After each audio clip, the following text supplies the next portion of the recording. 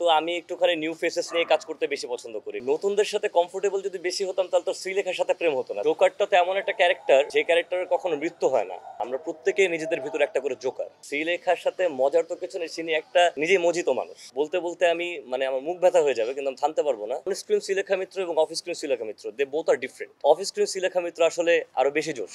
তো আমি একটুখানি নিউ ফেসেস নিয়ে কাজ করতে বেশি পছন্দ করি, কারণ হচ্ছে বাংলাদেশের মেইন স্ট্রিম মিডিয়াটা তো হচ্ছে টোটালি আলাদা।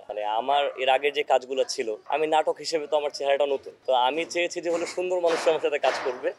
তো এটা নতুন হোক, এটা পুরন হোক, এবং যাদের মন মানসিকতা ভালো হোক, এটা আমার ইচ্ছা ছিল। তো ওই পরিপ্রেক্ষিতে জেরিনের সাথে আরেকটি পেয়ার করা, দেন হচ্ছে আমাদের পেয়ারটা একসেপ্ট করলো সবাই, এটা একটা লাকি ব্যাপার। ওই হিসাবে আর কি নতুনদের সাথে কাজ করে। নতুনদের সাথে কমফোর্টেবল যদি বেশি হতাম তাহলে তো শ্রীলেখার সাথে প্রেম হতো না। শ্রীলেখা তো অনেক আগের। জোকারটা তো এমন একটা ক্যারেক্টার যে ক্যারেক্টারের কখনো মৃত্যু হয় না।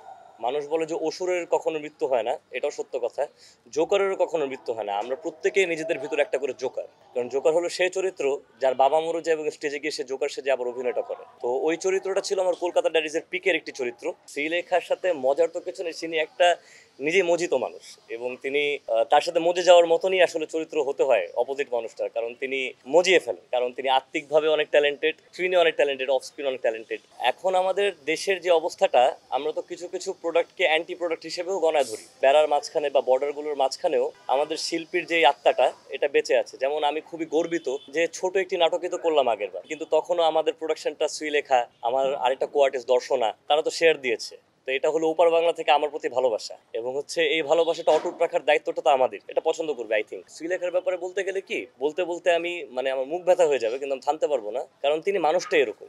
এবং অন স্ক্রিন শ্রীলেখা মিত্র এবং off screen Sreelekha Mitra, they both are different. টোটালটাই ডিফারেন্ট, এবং অফ স্ক্রিন শ্রীলেখা মিত্র আসলে আরো বেশি জোশ।